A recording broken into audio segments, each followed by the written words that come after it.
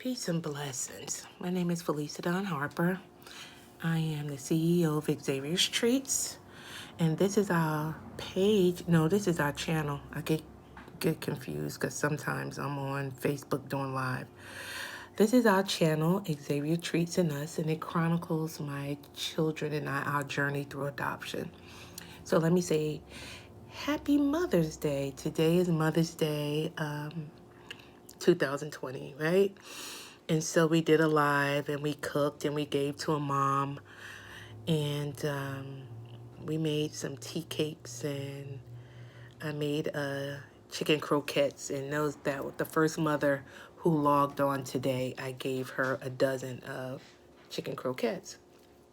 And so I came on today because I said earlier that I would come on and post a video, and I didn't know what the topic would be today. But the topic we're going to talk about is mothers, since it's Mother's Day, and January of this year made 2 years since my mother has been deceased. And so it's interesting because my daughter had a loving relationship with my mom, and she misses her terribly. And I think part of her challenges with her mental health is because she doesn't want to go through grief counseling. And so she, even when she's in therapy, she refuses to discuss her feelings in reference to my mother not being here. You can have whatever you want. And so, yeah, so I'm going to just like dive in a little bit about my relationship with my mom and my relationship with the kids and my relationship with my grandmother, because I love that woman. And so that's what this video is going to be about. So my mom was Diane Harper, and she married my dad. Well, she was Diane Carter.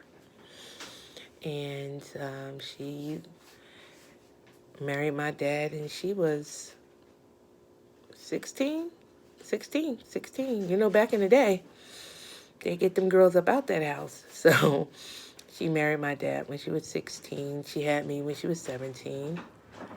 And no, yeah, somewhere around there. But anyway, she was young and had not finished high school yet.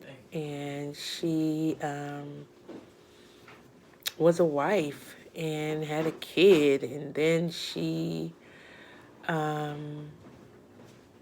the marriage was rocky, to say the least. She was in an abusive relationship with my dad, and those are just truths.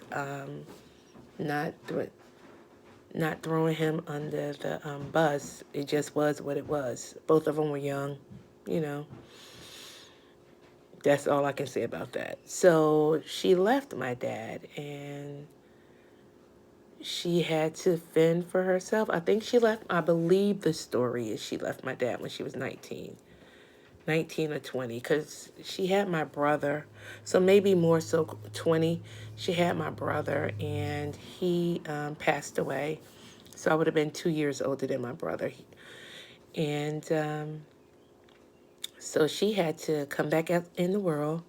She didn't have a high school diploma. She now was separated from her husband. She's, what I will say, it was a blessing. She was able to go back to my grandmother's house. She said she didn't stay long. And she got a job at Sears and Roebuck's. I remember that because I used to play in that store and play in a parking lot. And she just, you know, during the course of that, she went back to school and she got a high school diploma. I went to school with her at night. I remember going to school with her at night, excuse me. I remember going to classes with her at night, and just all that entailed, because she didn't have to do that. She could have just been like, you know, it is what it is. But her goal and her dream was always to get a college degree. And so she graduated, and then she started Rutgers, and she never completed Rutgers because of moi. Because as she said, I was getting a little out of control. I was what, 10, 11, somewhere around there. And one night she came home for class and they couldn't find me. I was decided I'm going to spend the night at the neighbor's house without permission and without telling anyone. And so I'll never forget this because I got the worst beating. Whew. And she was a behind whipper. She ain't play none of that spare the rod like me with my kids. She used to tear tail up. Okay, so she came home. I'm up there. I'm gonna stay. I'm gonna stay at the neighbor's house. And honey, she was in the street. And she called my name, Felicia Don Harper. If you don't bring your ASS down these stairs now. And honey, I knew it was on. And she beat me from that house to our house. She beat me in the house. And then she put me on a punishment for a month. Yeah, I never forget that. And so I remember that so vividly because she made a decision not to finish school to finish raising me. And I believe that was something she always regretted. And I think had she sat me down, and back then parents, my mom talked to me a lot, but they didn't really share their innermost feelings. Like I tell the kids and I share, like, listen, if they hurt my feelings, you hurt my feelings. Now, how we going to work this out? So it was just a different era. And I think it just being her and I for so long, she should have sat me down and say, listen, I need you to be X, Y, and Z so that I can finish school so that we can have a better life. I think that's the conversation she should have had with me. And maybe I would have got out of myself of being Miss Only Child at that time because my sister came later. And that we were a team and that there was some dreams she had and she put them on hold for me. And I think that was her biggest regret. And I wish that she would have chosen a different path, but I guess she didn't know it. All she wanted to do was raise her child and make sure that her child was okay. But again, I wish she had the wherewithal just to say, listen, you better get your stuff together because I need to finish school. And I need for you to do X, Y, and Z. And I need for you to be this person so that we can have a different life. I think had she finished school, she would have had a different life because that would have been a dream that she would have accomplished. So her dream was deferred, right? And I believe some resentment, not towards me, just towards the fact that she was not able to finish school and have the life that she wanted. So I am always saddened by that for her. So, we continued on in this thing called life, just her and I. We lived with my grandmother at some point. My Aunt Linda lived with us at some point. We lived with my Aunt Bernadette. All of us lived together. And then my mom met my sister's dad. So I was going to Peshon. So I either had to be in the 7th or the 8th grade because I graduated from Peshon. And we ended up, so I'm going to say the year I graduated from the 8th grade, we moved in together, my dad's father and us, and we became a little family, right? And so I have nothing bad to say about my sister's father. He was a generous man. He was kind. He was stern when he needed to be stern.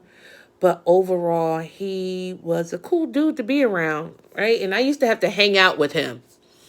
So he was a quartet singer, and he had his own trucking company. And I would have to go with him to quartet singing. And I would be the only kid there with like my books and all these grown men and grown folks at the little quartet singing or whatever. If he had rehearsal or whatever, I was just had to be there. And sometimes I didn't want to be there, but my mom would be at work and I would have to go. So that was that. But him being in my life in our lives. Like my mom was able, he purchased her a car. We used to call the Brown Bomber. And I had a bike. And where we lived, yeah, I think this is the 70s, like mid to late 70s. And I would ride my bike um, from our house over to my grandmother's house. So I would go from like central Newark over to the South Ward. When it didn't bother me at all. No one ever bothered me. It was never a thing. So my mom would come and pick me up in the evening, and we throw the bike in the back of the car, and we'd go home, and we did that a lot. Like I would just used to, ride my bike and be able to go visit my grandmother during that summer. And things happened with my sister, father, and my mom, and we ended up moving, and we moved into a little apartment, in a little attic apartment. It was like 3 rooms. I love that little, even when I think about that apartment. And we stayed there all of my high school because we were like gypsies, and I have gypsies in my blood. My mom moved a lot. And where I live now, I think as a mother, this is the longest my kids and I have ever lived somewhere, because truly that gypsy is in my blood. Diane Harper is in the blood. 2 years, I would start feeling antsy. I want to go. And when we moved here, I just thought that, my kids being able to have their own rooms and being in a house, it would just be a better situation for them. So we've been here almost 6 years. But the gypsy is in me, honey, because the first year I was ready to go. I had packed the whole house ready to go. Met the guy I'm with now and stayed. My friend's mother, and I always tell her this. She's like, but wonder if he's the one and you leaving. I should have left. Anywho, so we lived there. And then as adults, I'm an adult now, so I can have this part of the conversation. As a woman, we break up with a person, but we still, as they say, dip and dab, go back and forth, in and out. Well, my mother and my sister, father was dipping and dabbing. And lo and behold, my mother became pregnant with that monster I call a sister. And I don't mean that in a bad way. We're just so many years apart. We are, is it, how many years? 14 years? Is it 14? What am I? I'll be 53. She'll be. So it's like 15 years and I think 11 months. I think that's what it is. I can't think right now. I'm old. It doesn't matter. But we got a lot of years between us. I believe it's 15 years between, almost 16 years between my sister and I. Is that right? That's not right. It might be right because I was in the 9th grade going to the oh, yeah, I think that is right. Somebody correct me if I'm wrong. Yeah, because I did my freshman year in high school. So, oh, yeah, that might be right. And she came to, yeah, I think it is 15 years. But anyway, so my mom had my sister, but during the time my mother was pregnant, I think that's the worst time her and I ever had. My mom had to go on assistance, and we struggled. We struggled. I know about putting dirty clothes in the pillowcases and tying them and throwing them over your shoulder and carrying that detergent and going. And where we lived was a hill, had to walk down the hill and down the street. And when I look back, I'm like, dang, I walked far to go to the wash and come back home. Either way I went to the wash, I had a long walk. And I did it because that's what you did. And so I never thought of it that we were struggling. But when I look back, that was the hardest time my mom had when she was pregnant with my sister. Now, we had some trying times, but I think that was the worst that we had. But in the interim, when she was pregnant with my sister, my mother started taking civil service exams. And she took one for the Newark Board of Education as a cashier in the cafeteria. And then she took one for the Newark Police Department as a communications clerk. Some of you may call it a 911. But anyway, that's what she did. And she passed both of those tests, and she had my sister, and then she started with the. Did she start with the school, or did she start with the police department first? I can't remember, but she worked.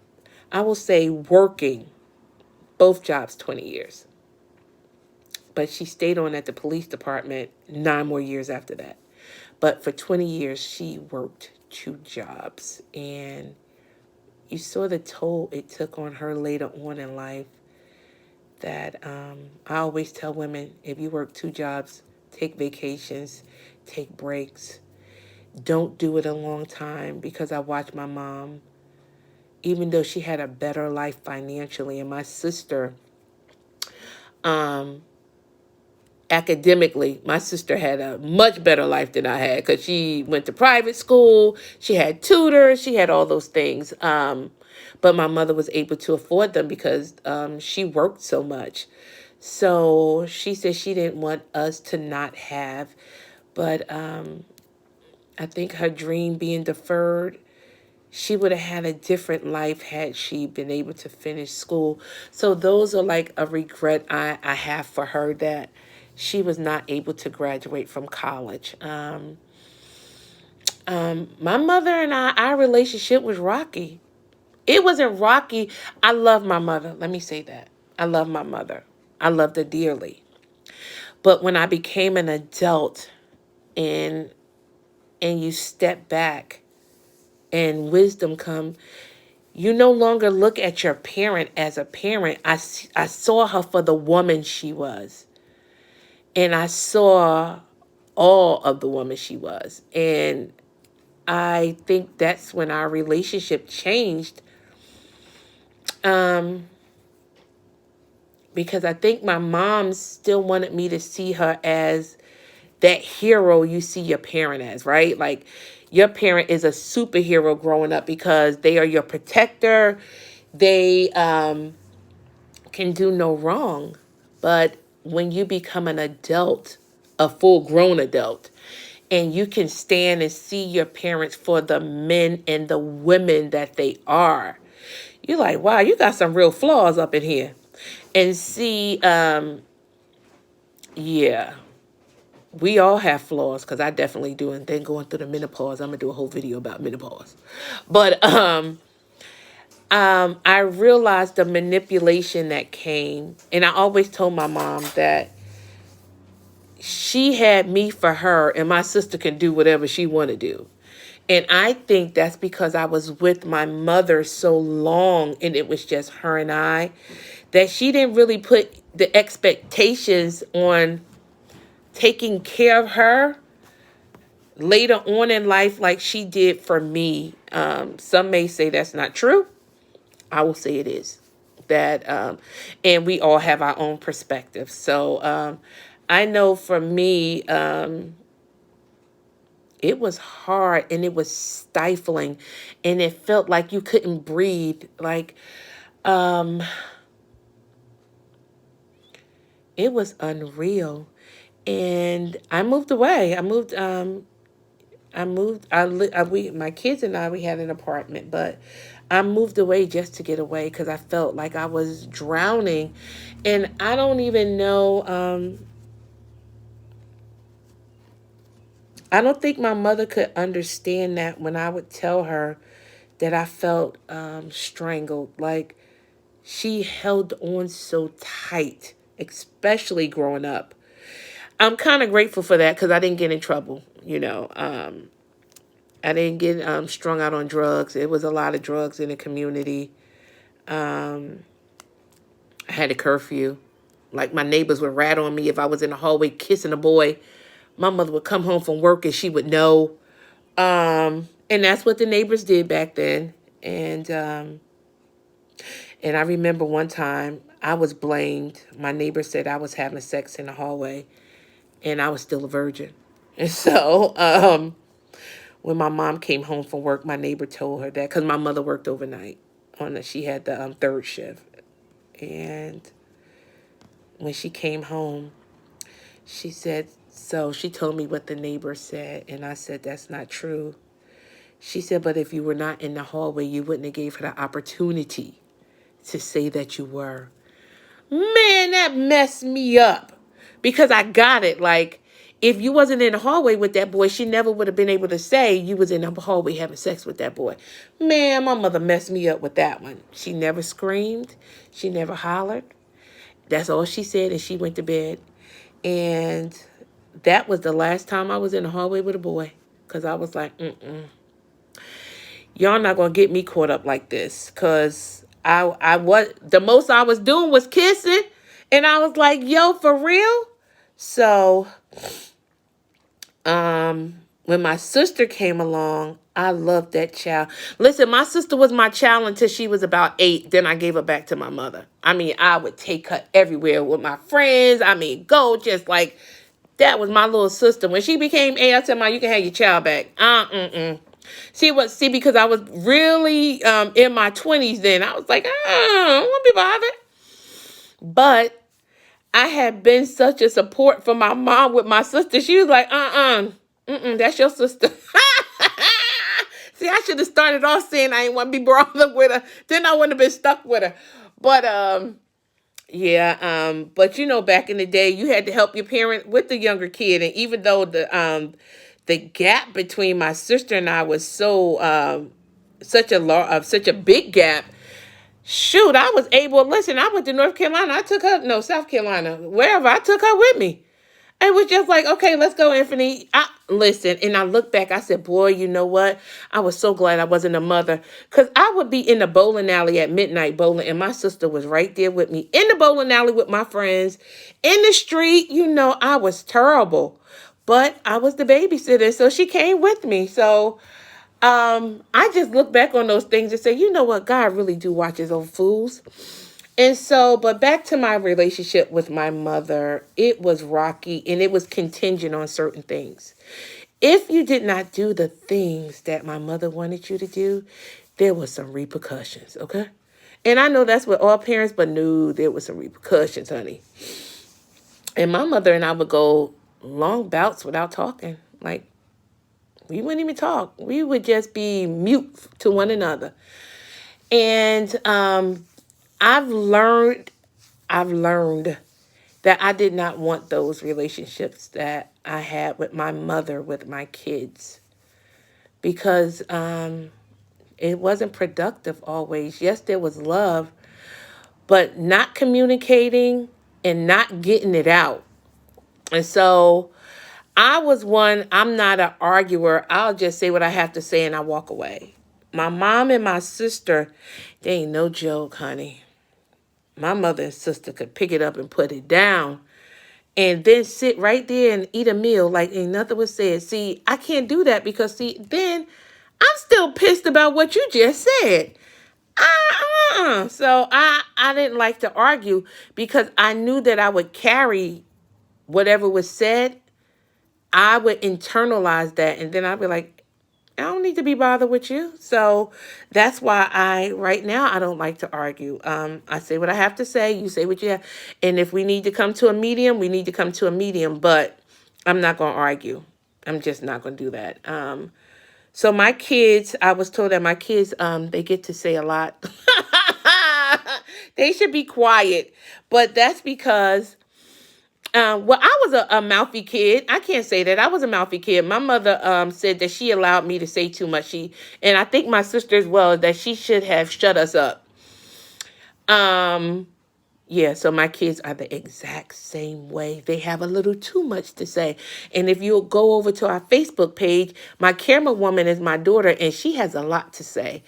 So things that I learned from my mother, because I don't want you to think it was all bad. It was not. I wasn't abused or anything like that. It was just a natural mother-daughter relationship that I'm trying not to have with my daughter. I would like to have a healthy, productive relationship. And this morning I talked about how my daughter upset me about the banner that I purchased for her to put on the house because she's graduating. She's a graduate this year, and so I had a banner made, and she rolled it out. It came yesterday. I was all excited. Yes, Deja, we gonna put the banner up on the house. I'm so excited. And she was like, I don't know why you picked that picture. I don't like that picture. And I'm like, what? And I was so angry. I was like cussing. And I am not a cusser, but she made me mad because I'm like, wait a minute. I'm trying to celebrate you. And you're ungrateful behind talking about I didn't pick. Well, you should have. Hold up, sister. One, is my money. Two, I chose the picture that was very flattering to you. Well, so she went back and forth. I said, it's going up on the house. It just started raining. So we did a live, and I'm sitting here doing this. And it'll probably, if it doesn't go up tonight, it'll definitely go up tomorrow. But I am putting that banner up on the house.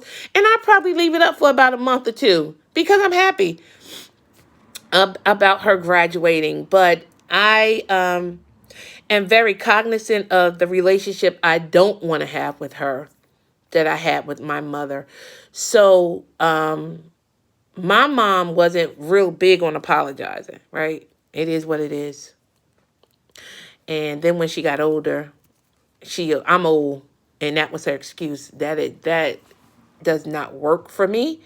So when I am wrong, or even if I blow up, once I cool down, I will come back and have a conversation. So this morning when my daughter came out the shower, I said, we need to have a conversation.